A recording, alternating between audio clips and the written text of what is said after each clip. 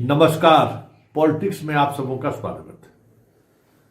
चलिए, आज पॉलिटिक्स में हम बात बिहार के उस शहजादे की करने जा रहे हैं जिस शहजादे को लेकर पूरे विधानसभा सत्र के दौरान हंगामा होता रहा। कोई कह रहा था कि यूरोप घूम रहा है, कोई कह रहा था कि हार के डर से या हार के सदमे से अभी तक बाहर नहीं आए हैं, सदमे में हैं। अब पता चला कि शहजादे जो है बिहार में मीडिया वाले से बात करने की स्थिति में तो है नहीं। कई क्रॉस क्वेश्चन उनसे पूछा जा सकता है। दिल्ली में कोई ऐसा रिश्ता नहीं है मीडिया वालों से कि वहां अपनी बात रख सके इस तरीके से। संजय यादव और मनोज झा अभी फिलहाल सामने आने से बच रहे हैं, क्योंकि हार का ठिकरा तो फूटेगा ना, किसी न किसी पर फूटेगा ही। वैसे आज देखिए, जरूर देखिए, कपिल सिब्बल जी का एक शो है दिल से। उस शो में लगभग 47 मिनट आप कह सकते हैं, इन्होंने बिहार चुनाव पर अपनी बात रखी है कि भाई चुनाव में क्या हुआ, कैसे हमारी हार हुई। पूरे 47 मिनट के इस प्रवचन के सुनने के बाद ऐसा ही प्रतीत होता है कि हार के लिए संजय यादव जिम्मेवार नहीं है, हार के लिए मनोज झा भी जिम्मेवार नहीं है। हार के लिए एक भूत है, भूत जो अदृश्य ताकत है, ह्यूमन जैसा, वो हमको हराया है। अब समझे ना?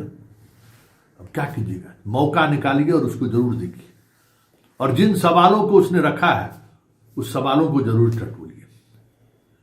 और ये जो एक पूरे देश के स्तर पर जो बुद्धिजीवियों का जो बैंक करप्सी कर सकते हैं ना, उस बैंक करप्सी को भी समझने के लिए इस वीडियो को जरूर देखिए। वकालत करते करते अब पत्रकार भी बन गए हैं जनाब। अब कहीं से तो राज्यसभा जाने का गुंजाइश बनाएंगे ना भाई। अब तो बिहार में संख्या नहीं है जो यहां से भी जाएंगे। अब यूपी से गए हुए हैं, फिर कहीं से गुंजाइश बनाएंगे कि भाई यूपी का चुनाव आने वाला है, झारखंड से भी कुछ हो जाए तो कहीं से कहीं हम लोग राज्यसभा पहुंच जाए। ये जनाब कांग्रेस कार्यकाल में काफी मलाई खाते हैं, क्या क्या नहीं पाए हैं।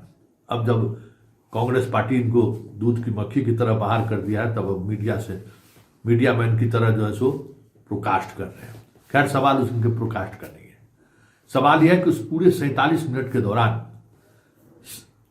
कपिल सिब्बल ने जो सवाल खड़ा किया है और ये जो अपनी बातों को कहा है, उसमें कोई दो मत नहीं है कि चुनाव आयोग की भूमिका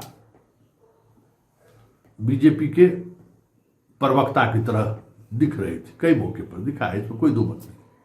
लेकिन विपक्ष की भूमिका भी मोदी का प्रवक्ता से इतर कुछ नहीं दिख रहा था। मतलब मोदी को कैसे जिताया जा सके, अमित शाह को कैसे जिताया जा सके, विपक्ष भी इसी खेल में लगा हुआ था, जिसको तेजस्वी स्वीकार नहीं कर रहे।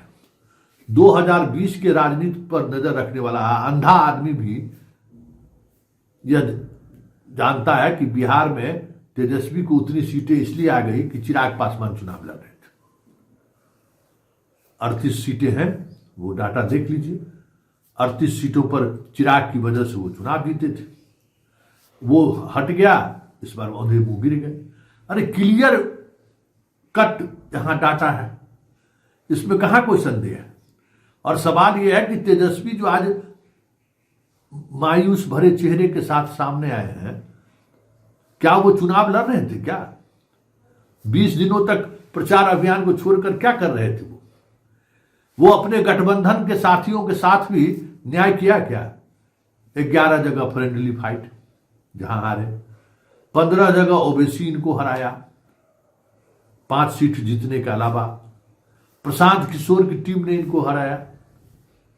खुद इनके विरोध पार्टी के खिलाफ इनके ही लोगों ने अपने बागी होकर चुनाव लड़ा, उसने इनको हराया। सब डाटा तो क्रिस्टल की तरह सामने है।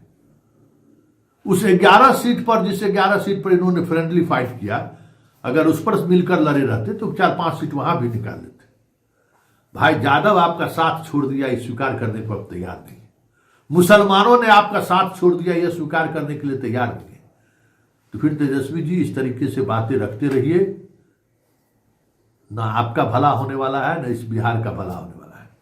कपिल सिब्बल की नजरों में आप रहिए कि बिहार का भविष्य आप ही है, लेकिन बिहार का भविष्य अब जनता अलग तरीके से तय करेगी, जो इस बार संकेत दे चुका है कि बिहार की जनता को तेजस्वी पर भरोसा नहीं है।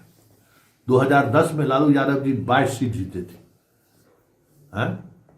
और आप 25 सीट जीते। आपकी बिहार में यही हैसियत रह गई है कि 25 से ज्यादा सीट अब आपके बूते की बाहर की बात है। लोकसभा में देखिए ना, लोकसभा में कितनी सीटें आपने जीती है, जरा निकाल लीजिए। लोकसभा में जो परफॉर्मेंस रहा वही विधानसभा में रहा, उसमें कहाँ कुछ अलग है।